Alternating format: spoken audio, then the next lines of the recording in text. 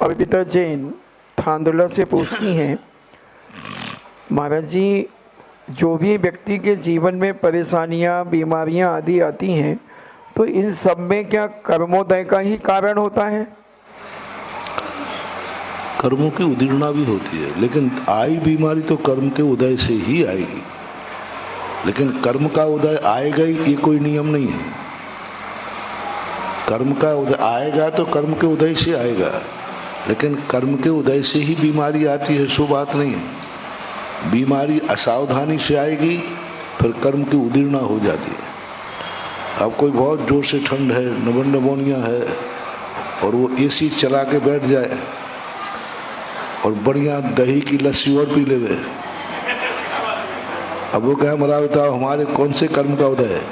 कर्म का उदय नहीं था, कर्म को हमने अकाल में बुला लिया। साता भी असाता बहुत बड़ी चीज है। हमारे पुण्य कर्म का भी उदय है, पुण्य कर्म है, लेकिन द्रव्य छेद काल भाव यदि अशुभ हो जाए तो पुण्य भी पाप में बदल जाता है। बांधा था हमने पुण्य और भोग रहे हम पाप के रूप में। नारकी जीव क्या करते? इतना पाप नहीं बांधते जितना नरकों में वो भोग रहे। इतना पाप कोई भी नहीं बांधता जितना कि वो नारकी लोग दुख भोग रहे हैं।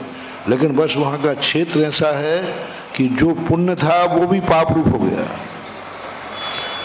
यानी जब व्यक्ति की विचित्र स्थिति बनती है द्रव्य छेद काल को लेकर के, तब स्थिति विचित्र हो जाती है। जिस पानी से आग बुझना है वही पानी घास लेट तेल बन जाता है। कभी कभी निमित्त का इतना प्रभाव पड़ता है। दीपायन मुनि को जब क्रोध आया तो वह निमित्त इतना बलजोर था कि आज तक दुनिया में कोई कर्म नहीं है जो पानी को घास लेट तेल बना दे। लेकिन वो निमित्त ऐसा जबरदस्त था कि पानी डालते ही आग और भड़क रही थी। तो ऐसा बनता। नूतन जैन